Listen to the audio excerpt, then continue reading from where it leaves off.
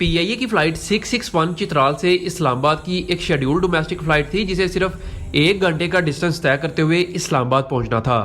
लेकिन take off के कुछ ही मिनट बाद प्लेन का इंजन अचानक फेल होता है और प्लेन पायलट्स के कंट्रोल से आउट ऑफ कंट्रोल होने लगता है। इसमें 42 पैसेंजर्स बैठे हैं जिनमें जुनेद जमशेद भी मौजूद हैं।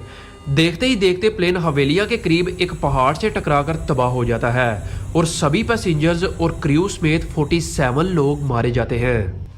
लेकिन आखिर क्या हुआ था उस दिन इस प्लेन के साथ कि अचानक इंजन फेल होने के बाद ये क्रैश कर गया? आइए जानने की कोशिश करते हैं आज की इस वीडियो में।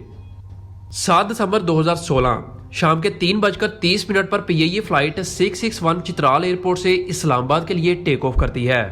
इस फ्लाइट में 3 पायलट्स और 2 एयर होस्ट मौजूद हैं, जहां एक तरफ 43 ईयर्स ओल्ड कैप्टन सालहा जंजुआ हैं जो काफी एक्सपीरियंस्ड पायलट हैं। इनके पास 12,000 घंटों का फ्लाइंग एक्सपीरियंस है। तो साथ वाली सीट पर हैं 40 साल के फर्स्ट ऑफिसर अकरम जिनके पास 3600 घंटों का फ्लाइंग एक्सपीरियंस है। और तीसरे नंबर पर 26 year old trainee first officer Ahmed Mansoor Janjua है। इस प्लेन में करीब 42 पैसेंजर्स ऑन बोर्ड थे और इन्हीं में से एक पाकिस्तान की फेमस पर्सनैलिटीज में से एक नाथ ख्वान जुनेद जमशेद अपनी वाइफ नाया जुनेद के साथ ट्रैवल कर रहे थे। जिस एयरक्राफ्ट में ये फ्लाई करने वाले थे ये ATR 42-500 था जो 2007 में पीआईए को डिलीवर किया गया था और तभी से पीआईए इसे ऑपरेट कर रही थी। इससे पहले 2009 में इसके लाहौर में एक क्रैश लैंडिंग भी हो चुकी थी, जिसके बाद प्लेन काफी डैमेज हो गया लेकिन बाद में इसे रिपेयर कर दिया गया था। और फिर 2014 में इसका एक इंजन फेल हो गया, हालांकि बाद में इंजन को भी रिप्लेस कर दिया गया था जिसके बाद कोई फर्दर प्रॉब्लम नहीं रिपोर्ट हुई। खैर, टेक ऑफ होने के बाद सब कुछ नॉर्मल चल रहा था। ये इस वक्त 13,500 फीट की हाइट पर फ्लाई कर रहे थे। वेदर बिल्कुल क्लियर था। कैप्टन जंजुआ पैसेंजर्स को कुछ अनाउंसमेंट कर रहे थे कि तभी trainee first officer Mansoor Ahmed captain Janjua को अनाउंसमेंट के बीच में ही रोककर बताते हैं कि प्रोपेलर इलेक्ट्रिकल कंट्रोल 1 यानी प्लेन के एक इंजन में कुछ मैकेनिकल फॉल्ट सामने की स्क्रीन पर शो हुआ है। ये देखकर कैप्टन जंजुआ ने फर्स्ट ऑफिसर को प्रोसीजर चेकलिस्ट पढ़ने को कहा। इन्हें लगा कि ये कोई मामूली सा फॉल्ट होगा, तो पायलट ने डिसाइड किया कि लेफ्ट इंजन को ऑफ करके दोबारा से ऑन करते हैं जिससे शायद ये फॉल्ट खत्म हो जाए। इंजन को ऑफ करके दोबारा से ऑन करने के बाद भी वो फॉल्ट उसी तरह शो होता रहा। इसके कुछ ही देर बाद लेफ्ट इंजन से काफी अब नॉर्मल आवाज आना शुरू हो गई और लेफ्ट इंजन का टॉर्क तेजी से 75% से गिरकर अचानक 0% पर आ गया। 4:12 पर कैप्टन जंजुआ ने एयर ट्रैफिक कंट्रोलर से कांटेक्ट किया और मेडे कॉल देते हुए कंट्रोलर को लेफ्ट इंजन फेल होने की खबर दी।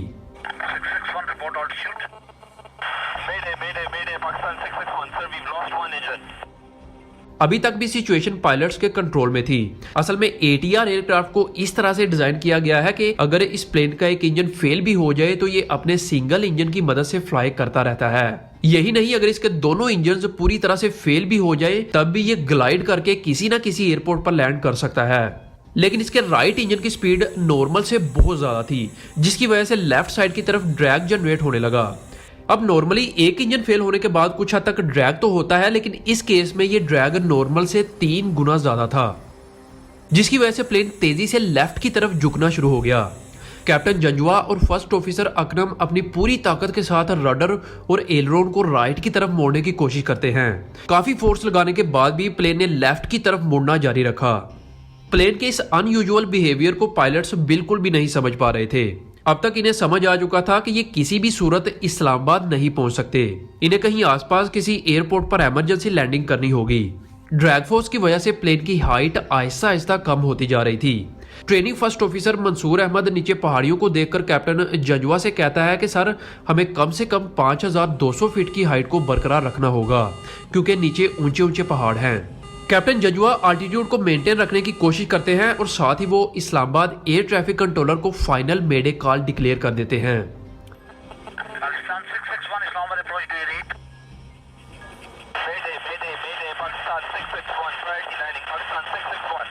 सामने आने वाले पहाड़ों को देखकर कैप्टन जंजुआ ने प्लेन को राइट मोड़ने की अपनी पूरी कोशिश की और वो कुछ हद तक कामयाब भी हो गए।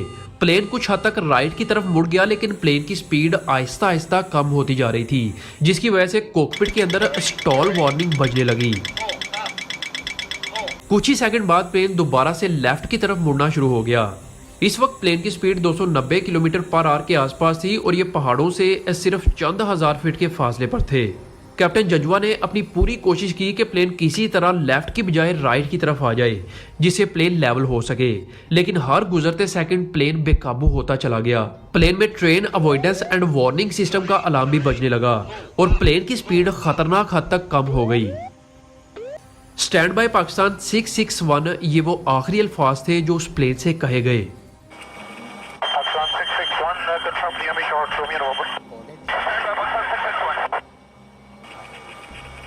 अराउंड 4:16 पर यानी टेक ऑफ के 46 मिनट बाद PIA flight 661 250 kilometre per hour की स्पीड से हवेलियां के करीब एक गांव में पहाड़ी से टकराकर पूरी तरह से तबाह हो गई। रिपोर्ट्स के मुताबिक ये इम्पैक्ट इतना खतरनाक था कि इसका मलबा 2 किलोमीटर के रेडियस में फैल गया। इस क्रैश में सभी 47 पीपल्स मारे गए, जिनमें जुनेद जमशेद और उनकी वाइफ भी मौजूद थी। अब आते हैं इस टॉपिक के मेन मुद्दे की तरफ कि आखिर क्या वजह थी इस क्रैश के पीछे। क्या किसी पायलट की गलती थी? क्रैश के बाद PIA को काफी क्रिटिसिज्म का सामना करना पड़ा।